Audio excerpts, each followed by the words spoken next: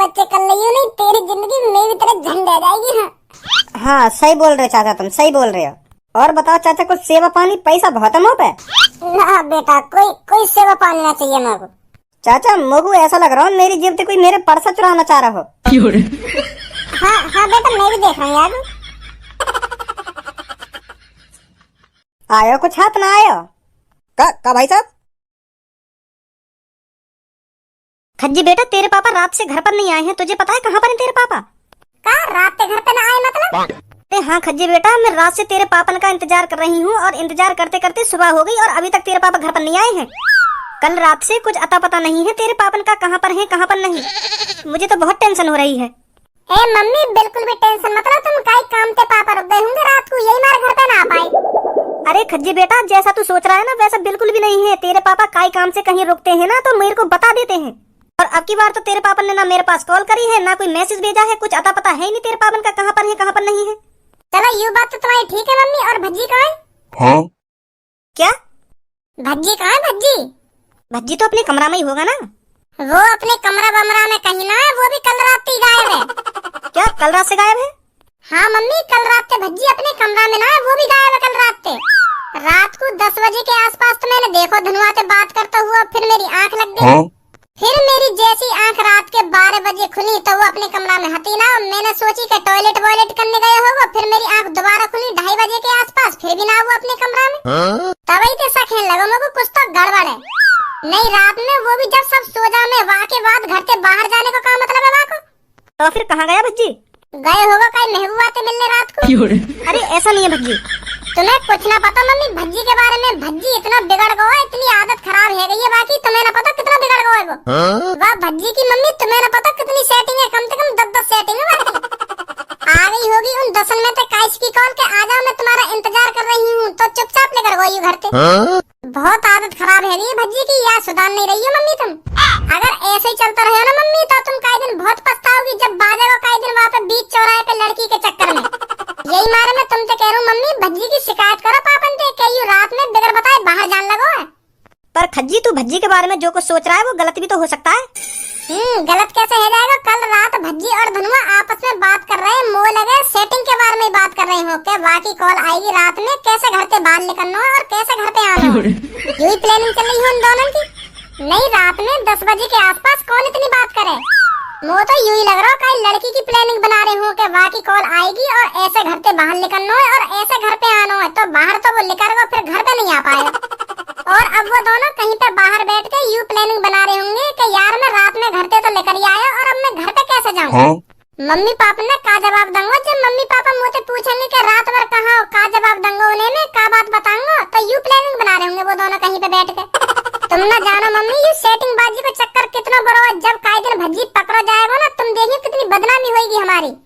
के यू वाह को लड़का है, वाह को जो या लड़की के संग पकड़ो गए हुए। हाँ काई दिन भज्जी पकड़ो जाएगा ना तो बहुत बदनामी होगी हमारी मम्मी। हाँ बता रहा हूँ मैं तुमको। ऐसा नहीं है भज्जी।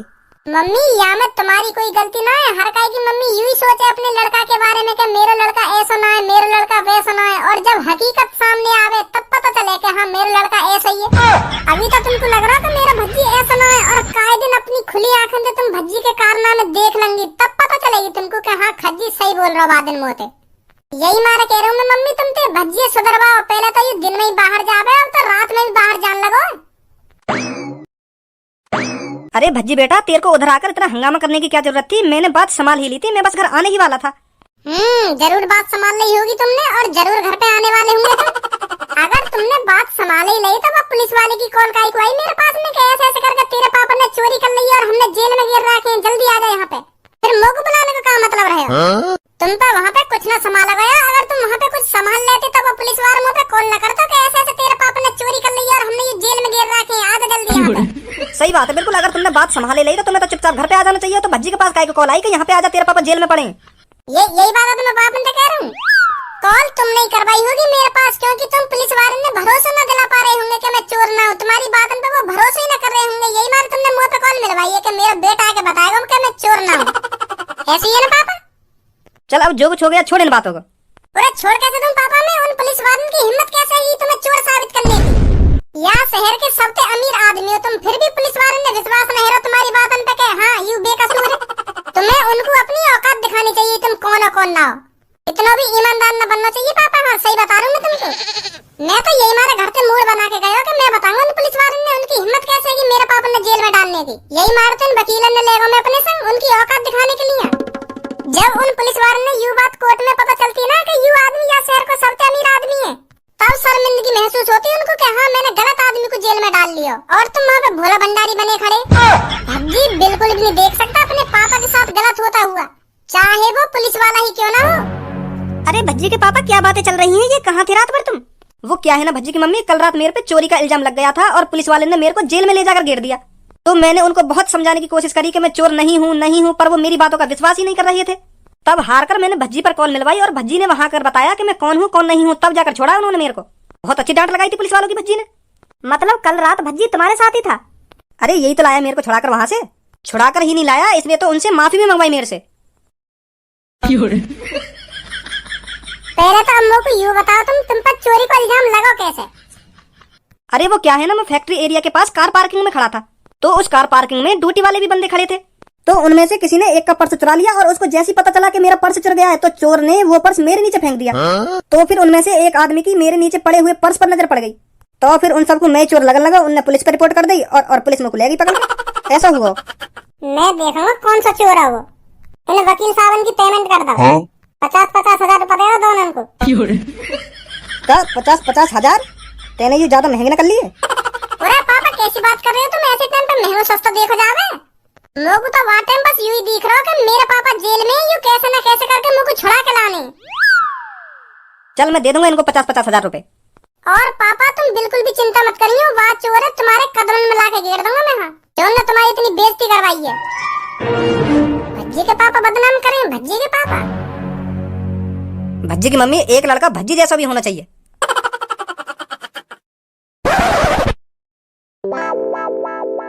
ए बॉस, क्या बात सोच के इतने मगन है रहे हो तुम? हमें भी बता दो क्या सोच रहे हो तुम? ए अब तो को क्या बताऊं गंजे में। ए बॉस बता दो, मैं भी खुश रहूंगा फिर बात सोच कर। ऐसा हुआ कल रात जो फैक्ट्री एरिया ना है वहाँ के पास जो कार पार्किंग है वहाँ पे मैं जेब काटने गया। हाँ? अच्छा फिर? तो फिर मैंने वहाँ पे जाके बड़े प्यार से एक लड़का की जेब काट ली। तो फिर मैं वहाँ से थोड़ी देर में वह पर्स लेकर चल नहीं पा रहा हूँ, इतने बार को पता चल गई कि मेरा पर्स काई ने चुरा लिया है। जैसे ही वहाँ हल्ला मचाना स्टार्ट करो ना कि मेरा पर्स चुरा लिया काई ने, मेरा पर्स गायब जेब थे, तो मेरे पसीना से छूटने लगे। तो मैं सोच रहा हूँ आज बाजेगा मुँह पर ढंग के, आज पकड़ा जाएगा छपरी तू। जॉन का पर्स मैंने चुराया हो ना, फिर वो एक दूसरे से पूछ लगा, और मेरा पर्स तेरे पास तो ना, जल्दी जल्दी चेक कर अपनी जेब में, तेरे पास ही होगा तेरे पास ही होगा, ऐसे करने लगा वो। मैं घबरा रहा हूँ खड़ा खड़ा, मेरी गांड फट रही कि यार आज बाजेगा तो फिर मैंने छपरी वाला दिमाग लगा के वो पर्स दूसरे आदमी के नीचे फेंक दिया चुप ही। दूसरे आदमी के नीचे फेंक दिया? अरे हाँ, मेरे पीछे एक आदमी खड़ा हो, वाह को कोई मतलब ही नहीं हो कि यहाँ पे कौन का पर्स चुरा कौन का पर्स ना चुरा, वो तो बस अपनी धुन में मगाना। तो मेरे हाथ में जो पर्स हो ना मैंने वाह के नीचे फेंक दिया। हाँ? और चुपचाप खड़ा है वहाँ पे। तो फिर थोड़ी देर बाद एक आदमी की नजर वह पर्स पे पड़ गई। वह ने बताया कि भैया वो पर तेरा पर्स वह आदमी के नीचे। तो फिर पर्स तो मैंने चुराया और वह आदमी पे इल्जाम लग गया चोरी का। वो बेचारा करेगा भैया मैंने न चुराया पर्स, मैं क्या चुराऊंगा पर्स, मैं तो इतना अमीर आदमी हूँ, मेरी तो इतनी फैक्ट्री चल रही है, ऐसे ऐसे करने लगा वो। और वहाँ पे बाकी बातों पे काई ने भी विश्वास न करो, पुलिस बुला ली। और फिर वहाँ पे पुलिस आई और वह बेचारे बेकसूर आदमी ले गई। हाँ, पर्स चुराया मैंने और वह बेचारे आदमी पे खाम खा बाज रहा होगा जेल में। हाँ, यह बात सोच रहा हूँ मैं। ए बॉस, तुमने भी सही टाइम पे सही दिमाग लगा लिया। अगर तुम वह पर्स ना फेंकते तो वह आदमी की जगह तुम होते, आज तुम्हारी गांव पे डंडा बाज रहे हो। तो हाँ सही बोल रहा हो तो बिल्कुल। ओ छपरी, मेरे को लगता है तेरे ज्यादा ही पर निकल आए दिखे, इन परों को कम फड़फड़ा सुनी। तेरी हिम्मत कैसे होगी मेरे अड्डे पर चोरी करने की? मैंने तेरे से इस बारे में शुरुआत में ही बात करी थी कि उत्तर का एरिया तेरा होगा और दक्षिण का एरिया मेरा होगा, और तू दक्षिण में का गांव मरवाने गया था। वहां कैसे हिम्मत होगी तेरी जेब काटने की? कालिया, मेरी बात कान खोल कर सुन ले, अब ना कोई उत्तर रहेगा और ना कोई दक्षिण रहेगा। जौन का मन जहां चोरी करने को करेगा वो वहीं चोरी करेगा। कालिया, सही दिमाग लगाया था तूने शुरुआत में कि उत्तर का एरिया छपरी तेरा है और दक्षिण का एरिया मेरा है। उत्तर में ये गरीब लीचड़ लोग मेरे को दे दिए और दक्षिण के सगरे अमीर लोग अपने पास रख लिए। वाह कालिया वाह, क्या दिमाग लगाया तूने। मैं उत्तर में झोपड़पट्टी वालों की जेब काटूं और तू कोठी वालों की जेब काटेगा दक्षिण में। मजे तो तेरे आ रहे थे उस टाइम जो तू कोठी वालों की जेब काट रहा था, पर अब से ऐसा बिल्कुल भी नहीं होगा। छपरी का मन जहां चोरी करने के लिए करेगा छपरी वहीं चोरी करेगा, और जहां जेब काटने का मन करेगा छपरी वहीं जेब काटेगा। सुनी कालिया, ये तू सही नहीं कर रहा है छपरी। मैं तेरे से आज साफ साफ कह रहा हूँ, मेरे एरिया में दोबारा आज के बाद जेब काटने पहुंच मत जाइए तू, नहीं तो कालिया तेरे को बख्शेगा नहीं। कालिया, पहले एक बार ये देख ले तू किसके अड्डे पर खड़े होकर किसको धमकी दे रहा है। ये तेरा अड्डा नहीं है, ये छपरी का अड्डा है, छपरी का, और तू छपरी के अड्डे पे खड़ा है और छपरी को ही धमकी दे रहा है। जवान संभाल के आवाज निकालियो नहीं तो तेरी जीभ काट दूंगा इधर ही। अरे छपरी, मैं तो डर गया तेरी ये धमकी सुनकर। अड्डा बेशक ये तेरा हो, पर कालिया इतना भी कमजोर नहीं जो तेरे अड्डे पर आकर तेरी गांड गुलामी करे।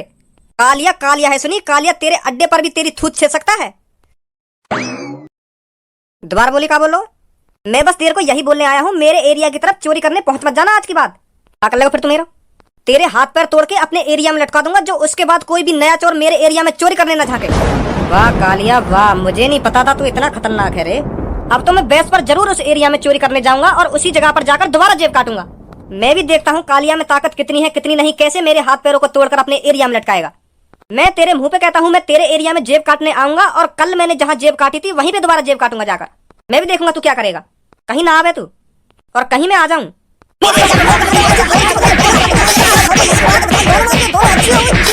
बहुत बड़ी गलती कर दी है छपरी तूने कालिया से पंगा लेकर।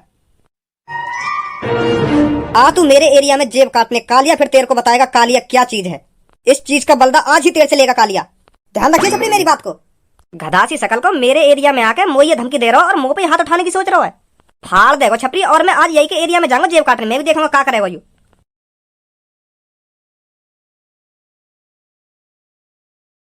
ए बॉस, आज तो यहाँ पे ज्यादा भीड़ भी ना है, कैसे जेब काटोगे तुम? अरे सबर रख, भीड़ भी होगी और जेब भी काटेंगे हम। और डॉक्टर साहब बढ़िया हो?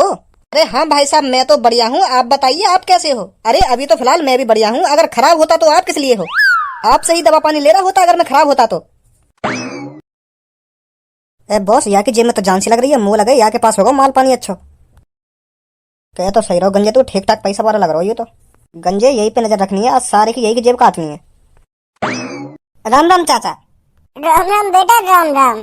ए चाचा, इतनी रात में कैसे चक्कर लगा रहे हो तुम यहाँ पे? हैं तुम्हें तो अपने घर पे आराम से सोना चाहिए। यहाँ यहाँ कैसे डोल रहे हो तुम? बेटा घर पे लेटने से खर्चा पानी ना चले, काम करना पड़े है। काम काम करके ही आ रहा हूँ मैं। ए चाचा, यूँ कोई तुम्हारी काम करने की उम्र है? यूँ तो तुम्हारी घर पे बैठ के आराम से खाने की उम्र है। क्या उम्र में भी तुम काम कर रहे हो? हैं यू सही बात थोड़ी है। अब कहाँ करूँ बेटा, खवाने वाला कोई है ना। कोई खवाने वाला हो तो तभी तो घर में बैठ के आराम से खाता मैं। कोई खवाने वाला है ना मगू। अब मैं बेटा घर पे जाऊंगा और फिर खुद ही रोटी बनाऊंगा और खा के आराम से सो जाऊंगा। फिर दोबारा मगू ड्यूटी आना सुबह। अब तो बेटा यूं जिंदगी रह गई है मेरी, कई दिन ऐसे काम करते ही मर जाऊंगा मैं। कैसे बालक बच्चे ना तुम्हारे? ए बेटा बालक बच्चे तभी तो होते मेरे जब मेरी शादी होती, और शादी जब होती जब मेरे टुनटुना में जान होती। टुनटुना में जान होती मतलब? अरे बेटा तेरी सी उम्र में खूब मुट्ठी मारी मैंने, और फिर जैसे ही मैं शादी लायक हुआ तो बाद में पता चल रही है यार टुनटुना में जान ही ना है, खड़ा ही ना है रही तो। बाद में पछतावा हुआ बेटा मोकू के तेने बहुत गलत काम करो, हाथ हिला हिला के निकाल ली ना अपनी टुनटुना की जान। तो फिर मैं जैसे शादी लायक हुआ तो मेरे मम्मी पापा मुझे खूब कहने का बेटा शादी कर ले शादी कर ले। पर मैं बता कैसे कर लूं शादी जब मेरा टुनटुना ही खड़ा ना हो बैठा। यही मारे बेटा मैंने शादी नहीं करी अपनी जिंदगी में, और अब पछता रहा हूँ बेटा। ना कोई करने वाला हो घर पे और ना कोई मेरा ख्याल रखे। अब क्या करूँ बेटा, मैं तो कर ली अपनी जिंदगी झंड। पर बेटा तू ऐसा मत करियो, तू हाथ बात मत लियो, टाइम से शादी कर लियो और बालक बच्चे कर लियो जो आगे चल के मेरी सी जिंदगी ना हो तेरी। बहुत बुरा हाल है बेटा मेरा, बहुत बुरा हाल है। अब बेटा मेरी इन बातों में छोड़, तू बता तेरी जिंदगी कैसी चल रही है? ए चाचा, मेरी तो जिंदगी बिल्कुल बढ़िया कट रही है। मैं तो बहुत बढ़िया कंपनी में लग रहा हूँ और मोको वो कंपनी पैसा भी बहुत दे रही है। 30,000 रुपए महीना के मिले मोको वह कंपनी पे। तो मेरी तो जिंदगी बहुत बढ़िया कट रही है और काहे दिन मेरी कई खूबसूरत लड़की तो शादी भी हो जाएगी। बेटा 30,000 रुपए तो बहुत बढ़िया मिल रहे हैं तुमको। तेरी तो जेब में खूब पैसा रहते होंगे हैं। ए चाचा, जब मैं 30,000 रुपए महीना कमा रहा हूँ तो मेरा पर्स भरा हुआ ना रहेगा? मेरी जेब में खूब पैसा रहे, मैं हरदम पैसा रखूँ मैं तो अपनी जेब में। बहुत पैसा है मुँह पे बहुत।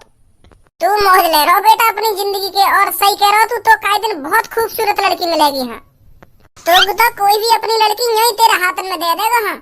हाँ हाँ चाचा, सही बोल रहे हो तुम, सही बोल रहे हो। और बेटा टाइम पे बालक बच्चे कर लियो नहीं, तेरी जिंदगी मेरी तरह झंड आ जाएगी। हाँ सही बोल रहे हो चाचा, तुम सही बोल रहे हो। और बताओ चाचा, कुछ सेवा पानी पैसा बहुत है मुँह पे? ना बेटा कोई सेवा पानी ना चाहिए मेरे को। चाचा मुझे ऐसा लग रहा है मेरी जेब से कोई मेरे पर्स चुराना चाह रहा हो। हाँ बेटा मैं भी देख रहा हूँ यार। आयो कुछ हाथ ना आयो का भाई साहब? मैं यूँ कह रहा हूँ मेरी जेब से तो कुछ पल्ले पड़ो या ना पड़ो? ए भाई साहब कैसी बात कर रहे हो? मैं तुम्हारी जेब तक लिखा रहा हूँ। ए धनुआ, यू तेरी जेब पे कुछ ना लिखा रहो, यहाँ पे गलती है ये, यू अपनी जेब ही समझ रहे हो, तेरी जेब है तो यही मारे तेरी जेब में हाथ दे दियो याने। ए भाई सही कह रहा हूँ ना मैं? हाँ चाचा सही बोल रहे हो, बिल्कुल तुम सही बोल रहे हो। वो मैंने यहाँ की जेब में हाथ गलती से दे दिया, गलती से। मैं अपनी जेब समझ बैठा यहाँ की जेब है। पता ना मेरा भी दिमाग काम ना करे कभी कभी। तेरे दिमाग में मैं सही करूंगा, काय को टेंशन ले रहा हो तू?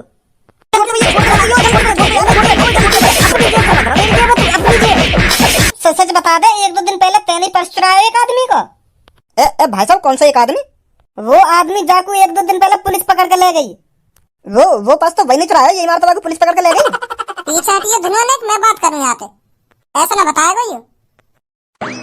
अब सच बता दे, मेरे पापन पे जो चोरी का इल्जाम लगो 1-2 दिन पहले, तेरी वजह से लगो ना? तेरी वजह से मेरे पापा जेल में गए ना?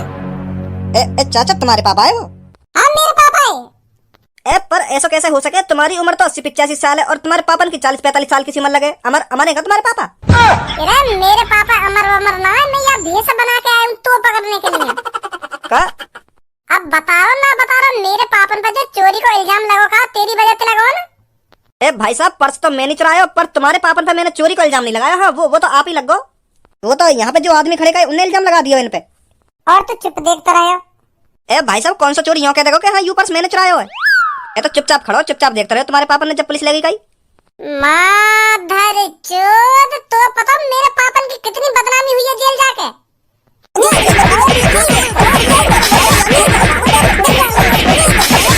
देख रहा हो ना बाप, मेरे पापा ने जेल जाते हुए। अब जल्दी करो, मैं दिखाऊंगा तुमको जेल की हवा कैसी हो गए। भाई साहब जेल वेल मत ले जाओ मुझको, मैं माफी मांग लूंगा तुम्हारे पापन से। मैं कह दूंगा उनसे मुझे बहुत बड़ी गलती है जो मैंने बताया ना कि चोरी मैंने करी। अपने पापन के ढिले चला मुझको, मैं माफी मांग लूंगा उनसे, पर जेल वेल मत ले जाओ हमको। भाई साहब जब मेरे हवाले कर दो, मैं देख लूंगा याकू। तू का देख लेगा याकू? और मैं तेरा हवाले का क्यों करूं यार? मैं यहाँ मारे तुम तक कह रहा हूँ क्योंकि यहाँ ने मेरे घर से 2 लाख रुपए चुराए। 2 लाख रुपए 1 महीना तक ढूंढ रहा हूँ मैं याकू, पर आज हाथ आया यू, आज बता दूंगा मैं याकू। भाई साहब यार जेल वेल में मत ले जाओ, मो याके हाथ पैर तोड़ने मेरे हवाले कर दो याकू तुम। सच में हाथ पैर तोड़ा हुआ याके तू? हाँ भाई साहब सच में हाथ पैर तोड़ दूंगा मैं याके। अगर तू याके सच में हाथ पैर तोड़ सके तो मैं तेरे हवाले करूँ, नहीं तो मैं जेल में ले जा रहा हूँ याकू। नहीं पुलिस वाले आके हाथ पैर में तोड़ेंगे फिर। ना जेल बेल में मत ले जाओ भाई साहब याकू मैं 1 महीना तक ढूंढ रहा हूँ, 1 महीना से आज जाके हाथ लगाओ नहीं रही हो। तो फिर तोड़ दे आके हाथ पैर में। पुलिस वाले तो मेरा नाम मत लियो कि मैंने कही हाथ पैर तोड़ने की।